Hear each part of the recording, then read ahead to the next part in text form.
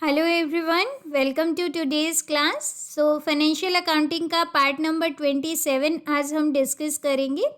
देखिए, हम बात कर रहे थे बीआरएस के बारे में, यानी कि बैंक रिकन्सिलिएशन स्टेटमेंट के बारे में। मैंने आपको बताया था कि बीआरएस हम कब प्रिपेयर करते हैं, जब कैश बुक का बैंक कॉलम और पासबुक इन दोनों के अकॉर्डिंग जो बैलेंस आ रहे हैं ये अलग अलग आ रहे हैं, यानी इन दोनों के बैलेंसेस में डिफरेंस है, तो हम बैंक रिकन्सिलिएशन स्टेटमेंट प्रिपेयर करते हैं। ठीक है, अब बात आती है कि इसको प्रिपेयर करने का प्रोसीजर क्या होता है। लास्ट लेक्चर में हमने ये देख लिया था कि इनके बीच में डिफरेंस आ क्यों सकता है। अब हम बात करेंगे कि कैसे हम प्रिपेयर करते हैं बैंक रिकन्सिलिएशन स्टेटमेंट।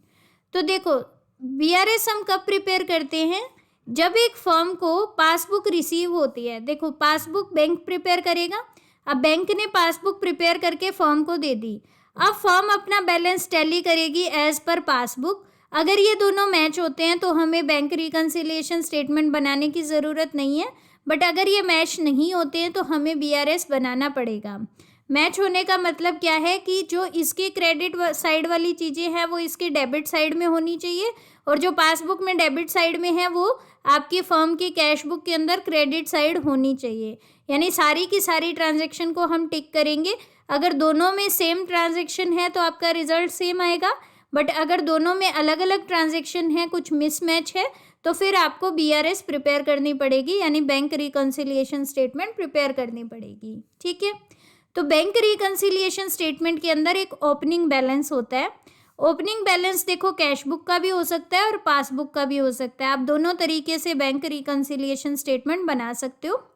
बट देखो, जब आप कैश बुक के बैलेंस के साथ स्टार्ट करोगे तो आपका एंड होगा पासबुक के बैलेंस के साथ, और जब आप पासबुक के बैलेंस के साथ स्टार्टिंग पॉइंट लोगे तो आपका जो एंड आएगा वो कैश बुक का बैलेंस आएगा।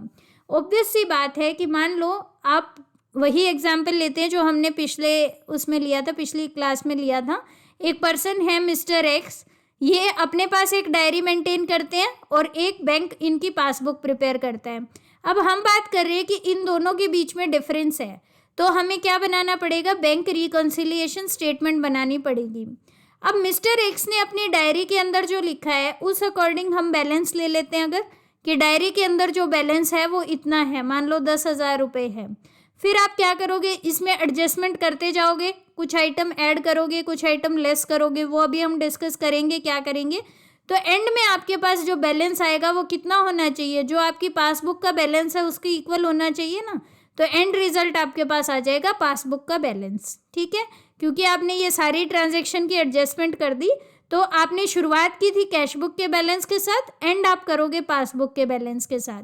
इसी तरह से अगर आप पासबुक का बैलेंस ओपनिंग बैलेंस लेते हो तो सारी एडजस्टमेंट करने के बाद आपके पास क्या बचेगा, कैश बुक का बैलेंस बचेगा। ठीक है, तो ये पॉइंट क्लियर है आपको कि बैंक रिकन्सिलिएशन स्टेटमेंट का स्टार्टिंग पॉइंट आप कैश बैलेंस भी ले सकते हो और पासबुक का बैलेंस भी ले सकते हो। अगर आप कैश बुक का बैलेंस लेते हो तो एंड होगा आपका पासबुक के बैलेंस के साथ। अगर आप पासबुक का बैलेंस ओपनिंग पॉइंट लोगे तो एंड होगा आपका कैश बुक के बैलेंस के साथ। फाइन, अब नेक्स्ट करते हैं हम। देखो, अब कुछ एक टर्म्स है जो आपको समझनी जरूरी है। कैश बुक का डेबिट बैलेंस है, इसका मतलब है फेवरेबल बैलेंस या पॉजिटिव बैलेंस, यानी कि आपके पास इतना पैसा पड़ा है बैंक के अंदर। ठीक है, कैश बुक का क्रेडिट बैलेंस होता है, इसका मतलब होता है ओवरड्राफ्ट। ठीक है, कि यानी आपने पैसा ज़्यादा निकलवा रखा है। पासबुक का क्रेडिट बैलेंस फेवरेबल होता है, कि इसका मतलब है अगर आपकी बुक अकाउंट्स में क्रेडिट बैलेंस है, अगर आपकी पासबुक के अंदर क्रेडिट बैलेंस है तो इसका मतलब है आपके अकाउंट में इतने रुपए पड़े हैं। ठीक है, और अगर पासबुक का डेबिट बैलेंस है तो इसका मतलब है नेगेटिव। ठीक है, यानी कि आपने ओवरड्राफ्ट ले रखा है। समझ गए इस चीज़ को। देखो, मैंने आपको ये कल भी समझाया था कि अकाउंट आपका जब क्रेडिट करता है बैंक, पासबुक में आपका अकाउंट क्रेडिट कब होगा, जब आपको पैसा मिला है, और डेबिट कब होगा, जब आपका पैसा गया है। ठीक है, और वहीं कैश बुक के अंदर क्या होता है, ये उल्टा हो जाता है। कैश बुक में क्रेडिट अगर हम करते हैं तो क्या करते हैं, जब पैसा बाहर जाता है बैंक मतलब बिजनेस से, तो उसको हम क्रेडिट करते हैं, और डेबिट साइड हम दिखाते हैं जब पैसा आता है। ठीक है, तो ये उल्टा चलेगा। ओके, इस चीज़ को आपको बहुत अच्छे से ध्यान रखना है कि पासबुक का बैलेंस दिया है या कैश बुक का दिया है, डेबिट दिया है या क्रेडिट दिया है। ठीक है, अब मान लो आपको क्वेश्चन में सीधा कैश बुक का बैलेंस दे दे, ये ना दे कि डेबिट है कि क्रेडिट है, तो हम मानेंगे डेबिट बैलेंस है, क्योंकि हम फेवरेबल मान के चलते हैं कि कैश बुक में अगर आपको कहे कि कैश बुक बैलेंस 5,000 रुपये है तो हम ये अज्यूम करेंगे कि 5,000 पॉजिटिव है ये, ठीक है, ओवरड्राफ्ट नहीं है। इसी तरह से पासबुक का बैलेंस अगर आपको दिया है बट आपको ये नहीं बताया कि डेबिट है कि क्रेडिट है, तो हम मानेंगे क्रेडिट बैलेंस है, यानी अगेन हम मानेंगे कि फेवरेबल बैलेंस है। यानी जब आपको स्पेसिफाई ना कर रखा हो तो आपको फेवरेबल बैलेंस मानना है। और फेवरेबल बैलेंस कब होता है?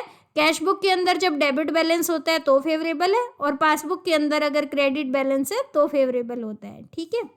देन देखो, अगर आपको ये दिया हो balance as per ledger account, तो इसका मतलब है आपकी कैश बुक का बैलेंस है। अगर आपको दिया है balance as per bank book, तो आप समझ लीजिए कि ये पासबुक का बैलेंस है, ठीक है।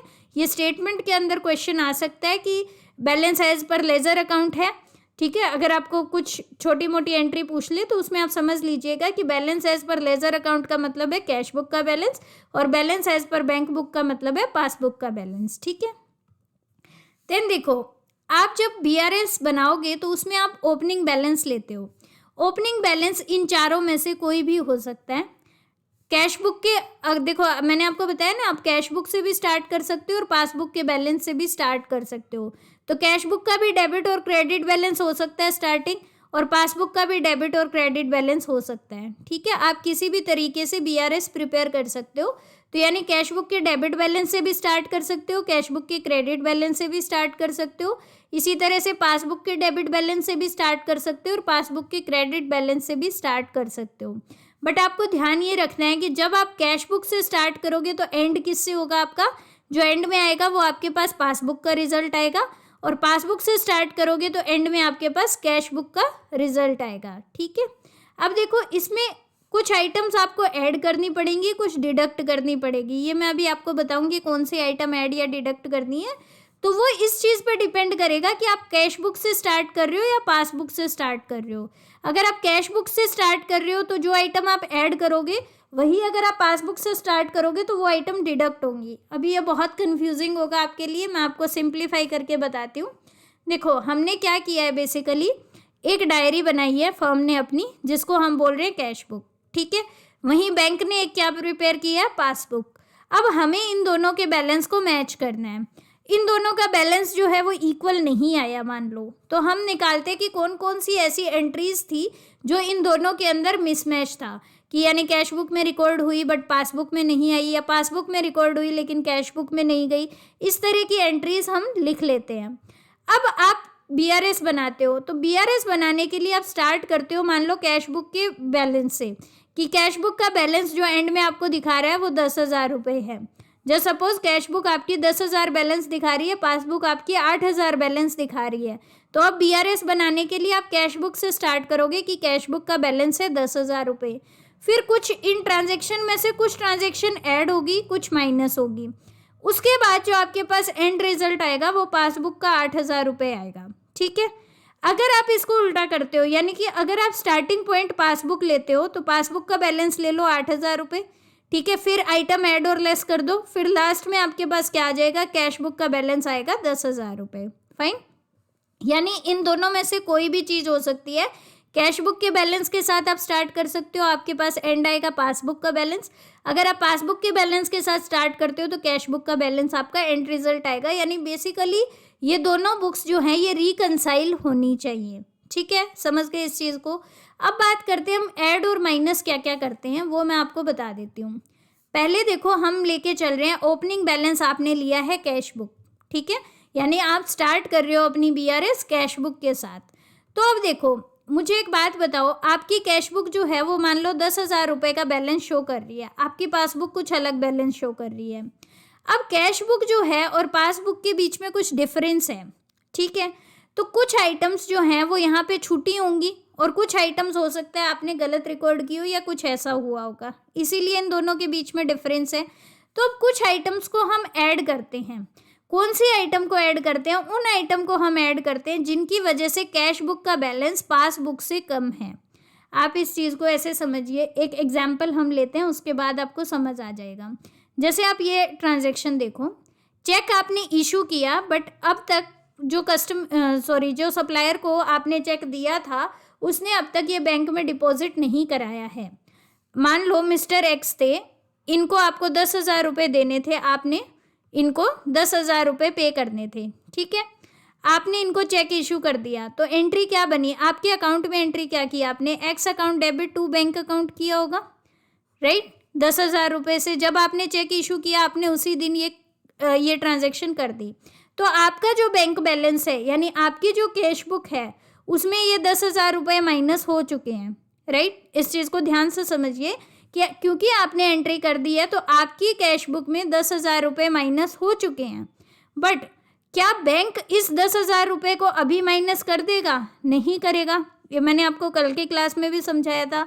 अब मान लो आपने 1 तारीख को चेक इशू किया, तो 1 तारीख को आपने अपनी कैश बुक में 10,000 रुपये माइनस कर दिए, लेकिन ये चेक मान लो ये 10 तारीख को जाके एक्स बैंक में डिपॉजिट कराते हैं, 10 तारीख को आपका पैसा कटेगा।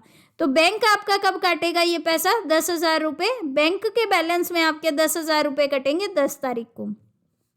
1 तारीख को आपने अपने अकाउंट में दिखा दिया 10,000 रुपये कम हो गए, बट बैंक में तो अभी नहीं हुए। तो अगर हम 1 तारीख को या 2 तारीख को बैलेंस चेक करेंगे, तो उसमें डिफरेंस आएगा ये 10,000 रुपये का। अब हम शुरू से लेके चल रहे हैं, कैश बुक का बैलेंस मैंने ओपनिंग बैलेंस लिया है, तो ये आइटम जो है 10,000 रुपये, ये मेरी कैश बुक में कम है। मुझे निकालना है कैश बुक से पासबुक का बैलेंस। इस चीज़ को ध्यान से समझिए, मैंने लिया है कैश बुक का बैलेंस और मुझे उसको इक्वल दिखाना है किसके? पासबुक के। तो पासबुक में अभी तक ये 10,000 रुपये नहीं कटे हैं, कैश बुक में से कट गए हैं, तो कैश बुक में वापस मुझे 10,000 ऐड करने पड़ेंगे, तभी ये पासबुक के इक्वल होगा। तो इस आइटम को मैं क्या करूँगी? ऐड कर दूँगी। ये एक ऐसी आइटम थी जिसकी वजह से कैश बुक का बैलेंस कम था एज़ कम्पेयर टू पासबुक, क्योंकि कैश बुक में से 10,000 रुपये माइनस हो गए थे, लेकिन पासबुक में से नहीं हुए थे। फाइन। अब मुझे एक बात बताओ, जिस भी ट्रांजैक्शन की वजह से आपकी कैश बुक का बैलेंस कम हो रहा है, आपको ये बैलेंस वापस ऐड करना पड़ेगा अगर आप पासबुक के बैलेंस के पहुंचना चाहते हो। तो यही मैंने किया है, कैश बुक के अंदर मैं ये आइटम ऐड कर दूंगी। ये सारी की सारी आइटम्स जो हैं ये ऐसे ऐड होंगी, ठीक है। जैसे मान लो इंटरेस्ट अलाउड बाय बैंक, इसका मतलब बैंक ने आपको इंटरेस्ट दिया। तो अब मुझे एक बात बताओ, कैश बुक और बैंक पासबुक ये दो बना लो आप। अब कैश बुक के अंदर ये ट्रांजैक्शन अब तक नहीं आई होगी, पासबुक में क्योंकि इंटरेस्ट दिया है तो बैंक ने एंट्री कर दी होगी। मान लो 1,000 रुपये का एग्जाम्पल लेते हैं, 1,000 रुपये पासबुक का बैलेंस ज़्यादा है, ठीक है, कैश बुक का कम है क्योंकि कैश बुक में अब तक एंट्री नहीं हुई। तो जो भी चीज़ की वजह से आपकी कैश बुक का बैलेंस कम है, उसको आप वापस कैश बुक में ऐड कर दोगे। आप स्टार्टिंग पॉइंट क्या ले रहे हो? कैश बुक ले रहे हो, तो कैश बुक का बैलेंस जिन जिन चीज़ों की वजह से कम है एज़ कम्पेयर टू पासबुक, उनको वापस ऐड करना है, ठीक है। देन देखो, कोई अमाउंट डायरेक्टली डिपॉजिट करा दी किसी कस्टमर ने आपके बैंक अकाउंट में, तो पासबुक का बैलेंस तो बढ़ गया, राइट, क्योंकि बैंक में पैसा आ गया। बट कैश बुक में आपको अभी पता ही नहीं है, तो आपने ट्रांजैक्शन की नहीं, तो कैश बुक का बैलेंस कम है, कैश बुक का बैलेंस कम है, तो इसमें वापस ऐड कर देंगे, ठीक है। देन देखो, interest and dividend collected by firm. Interest और डिविडेंड जो है वो कलेक्ट किया है, यहाँ पे फर्म नहीं आएगा, यहाँ पे बैंक आएगा, ठीक है। बैंक ने आपके बिहाफ पे कलेक्ट किया है, तो अब बैंक ने तो अपनी एंट्री कर दी होगी पासबुक के अंदर, लेकिन कैश बुक में अभी तक एंट्री नहीं हुई, तो कैश बुक का बैलेंस कम है तो वापस ऐड कर दो। इसी तरह से चेक बैंक में डिपॉजिट करा दिया, बट कैश बुक में आप रिकॉर्ड करना भूल गए।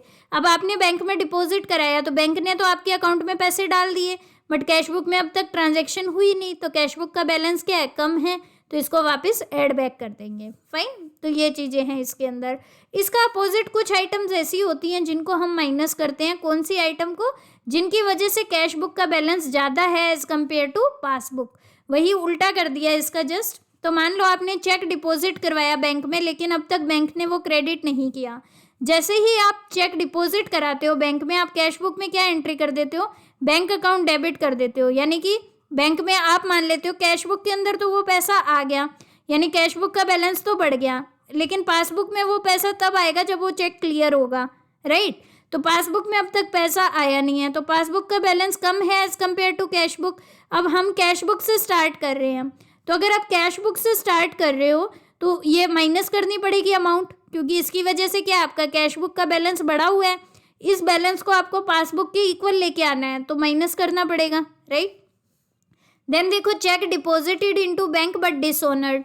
अब चेक आपने बैंक में डिपॉजिट कराया, तो आपने कैश बुक के अंदर तो एंट्री कर दी कि आपके पास पैसा आ गया, तो आपने कैश बुक का बैलेंस तो बढ़ा दिया, लेकिन पासबुक में क्योंकि वो चेक डिसऑनर हो गया तो अमाउंट अभी तक आई नहीं, तो पासबुक का बैलेंस कम है, कैश बुक का ज़्यादा है, तो कैश बुक में से अमाउंट माइनस करनी पड़ेगी। ठीक है।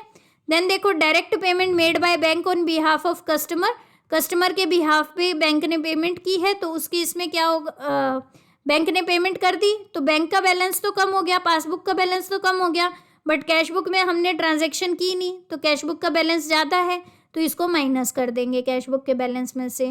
ठीक है। इसी तरह से बैंक अगर कोई इंटरेस्ट चार्ज करता है या कोई बैंक चार्जेस चार्ज करता है, तो अभी कैश बुक में तो उसकी रिकॉर्डिंग हुई नहीं, तो कैश बुक का बैलेंस तो बढ़ा हुआ है, बट पासबुक का बैलेंस क्या है, कम हो गया है, राइट। तो इसको फिर हम कैश बुक में से माइनस कर देंगे इसको भी। इसी तरह से चेक आपने इशू किए बट कैश बुक में रिकॉर्ड नहीं किए। अब चेक आपने इशू कर दिया तो बैंक में से तो पैसा कट गया जब भी वो प्रेजेंट होगा, लेकिन कैश बुक में आपने रिकॉर्ड ही नहीं किया, तो कैश बुक का बैलेंस ज़्यादा है तो उसको हम माइनस कर देंगे। यानी बेसिकली आपको क्या ध्यान रखना है, जब भी आप कैश बुक से स्टार्ट कर रहे हो, ओपनिंग बैलेंस आपका कैश बुक है, तो जिन आइटम की वजह से कैश बुक का बैलेंस कम है उनको वापस ऐड कर दोगे, और जिन आइटम की वजह से कैश बुक का बैलेंस ज़्यादा है उनको आप माइनस कर दोगे। ठीक है। फिर देखो, आप यही काम आप कर सकते हो, मैंने आपको बताया ना, बीआरएस में ओपनिंग बैलेंस आप कैश बुक भी ले सकते हो और पासबुक भी ले सकते हो। तो अगर आप पासबुक लेते हो तो जो आइटम पहले हमने एडिड वाली की थी ना, वो डिडक्ट में आ जाएगी, जो डिडक्ट में की थी वो ऐड वाले में आ जाएगी। फाइन। क्योंकि देखो, कोई भी ऐसी ट्रांजैक्शन, अब मेरी बात ध्यान से सुनिएगा, ओपनिंग बैलेंस हम ले रहे हैं एक बार के लिए कैश बुक वाला जो हमने पहले किया, तो कोई भी ऐसी ट्रांजैक्शन जिसकी वजह से कैश बुक का बैलेंस ज़्यादा है एज़ कम्पेयर टू पासबुक, तो यानी इसको हमें माइनस करना पड़ता है। ठीक है। कोई भी ऐसी ट्रांजैक्शन जिसकी वजह से पासबुक का बैलेंस ज़्यादा है as compare to cash book, यानी कि कैश बुक का बैलेंस क्या है, कम है तो कैश बुक के बैलेंस में इसको ऐड करना पड़ेगा, तभी ये पासबुक के इक्वल आएगा, राइट। वहीं उल्टा हो जाएगा, अगर आप ओपनिंग बैलेंस पासबुक का लेके चलते हो तो उस केस में कोई भी ऐसी ट्रांजैक्शन जिसकी वजह से पासबुक का बैलेंस कम है तो उसको वापस ऐड करना पड़ेगा, राइट। क्योंकि आपको पासबुक के बैलेंस को इक्वल किसके लाना है, कैश बुक के बैलेंस के। तो कोई भी ऐसी ट्रांजैक्शन जिसकी वजह से पासबुक का बैलेंस कम है तो उसको बढ़ाना पड़ेगा, तो ऐड करेंगे। कोई भी ऐसी ट्रांजैक्शन जिसकी वजह से पासबुक का बैलेंस ज़्यादा है as compare to cash book, उसको माइनस करना पड़ेगा, क्योंकि पासबुक का बैलेंस क्या है, ज़्यादा है तो उसको कम करना पड़ेगा यानी माइनस करना पड़ेगा। तो बेसिकली जिन चीज़ों को आपने पहले डिडक्ट किया था उनको आप ऐड कर दोगे, और जिनको ऐड किया था उनको आप डिडक्ट कर दोगे। ठीक है। आई होप ये चीज़ क्लियर है आपको। तो जो आइटम पहले हमने ऐड में लिखी थी वो हम डिडक्ट में लिख देंगे, डिडक्ट वाली हम ऐड में लिख देंगे। जैसे कि चेक आपने बैंक में डिपॉजिट कराया बट बैंक ने अभी तक आपका क्रेडिट नहीं किया है, यानी कि आपने कैश बुक के अंदर तो दिखा दिया कि आपके पास पैसा आया है, पासबुक में अभी तक आया ही नहीं है। अब पासबुक में कम है बैलेंस और पासबुक से आप स्टार्टिंग कर रहे हो तो कम है, इसकी वजह से पासबुक का बैलेंस तो वापस ऐड करना पड़ेगा। इस तरह से आप ये सारी चीज़ों को अपने आप कर सकते हैं। ये मैं इसलिए एक्सप्लेन नहीं कर रही हूँ क्योंकि ये रिपीटेशन रहेगी। तो आपको समझना क्या है आज के लेक्चर में कि आप कैश बुक से भी स्टार्टिंग कर सकते हो, आप पासबुक से भी स्टार्टिंग कर सकते हो। कैश बुक और पासबुक के अंदर आपको ध्यान ये रखना है कि अगर आप कैश बुक से स्टार्ट करोगे तो एंड पासबुक से होगा, पासबुक के बैलेंस से स्टार्ट करोगे तो एंड कैश बुक के बैलेंस से होगा। अब आपको इन दोनों को इक्वेट करना है, तो आपको ये ध्यान रखना है ऐड और लेस वाली आइटम कौन कौन सी हैं। ठीक है, ये आपको दिमाग में ज़रूर से रखना है।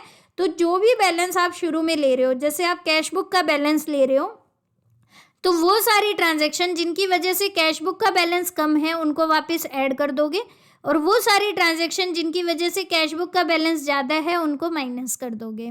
फाइन, उल्टा हो जाएगा आपका पासबुक के केस में। ठीक है, तो बस इतना ही आपको ध्यान रखना है। नेक्स्ट ये देख लीजिए आप, इस तरह से आपकी स्टेटमेंट बनती है।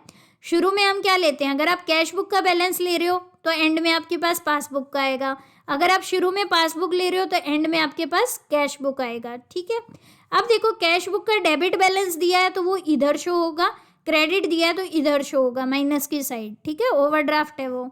वहीं पासबुक का अगर आपको डेबिट बैलेंस दिया है तो वो माइनस साइड शो होगा, और क्रेडिट बैलेंस है तो यानी फेवरेबल बैलेंस है तो वो प्लस साइड होगा। फिर जो आइटम ऐड करनी है वो इधर लिख देंगे प्लस वाले में, और जो डिडक्ट करनी है वो आप इधर लिख दोगे, एंड देन आप टोटल करके इसका बैलेंस निकाल लोगे। तो अगर आप कैश बुक से शुरुआत करोगे तो आंसर आएगा आपके पास पासबुक की फॉर्म में, और पासबुक से शुरुआत करोगे तो आंसर आएगा आपका कैश बुक के बैलेंस के तौर पे। ठीक है, तो अब इसमें आपको रट्टा नहीं मारना है। ये चीज़ें आपसे बार बार पूछी जाती है कि ऐड कौन सी आइटम करनी है, लेस कौन सी आइटम करनी है। तो प्लीज़ जो मैंने आपको तरीका बताया ना कि अगर आप कैश बुक से शुरुआत कर रहे हो तो वो सारी आइटम जो कैश बुक के बैलेंस को कम दिखा रही है एज़ कम्पेयर टू पासबुक, उसको ऐड करना है, और वो सारी आइटम जो कैश बुक के बैलेंस को ज़्यादा दिखा रही है एज़ कम्पेयर टू पासबुक, उनको माइनस करना है। उल्टा हो जाएगा पासबुक के केस में। अब एक चीज़ और ध्यान रखिएगा, चाहे आप कैश बुक के डेबिट बैलेंस से शुरुआत करो चाहे क्रेडिट बैलेंस से शुरुआत करो, जो आइटम ऐड होती है वो ऐड होगी, जो लेस होगी वो लेस होगी। ठीक है, यानी कैश बुक के बैलेंस से आप शुरुआत कर रहे हो तो जो आइटम ऐड होनी है वो ऐड होंगी, जो लेस होनी है वो लेस होगी, चाहे आपका कैश बुक का बैलेंस पॉजिटिव हो या नेगेटिव हो। ठीक है, कई बार ये कंफ्यूज करने के लिए ऐसा दे देते हैं।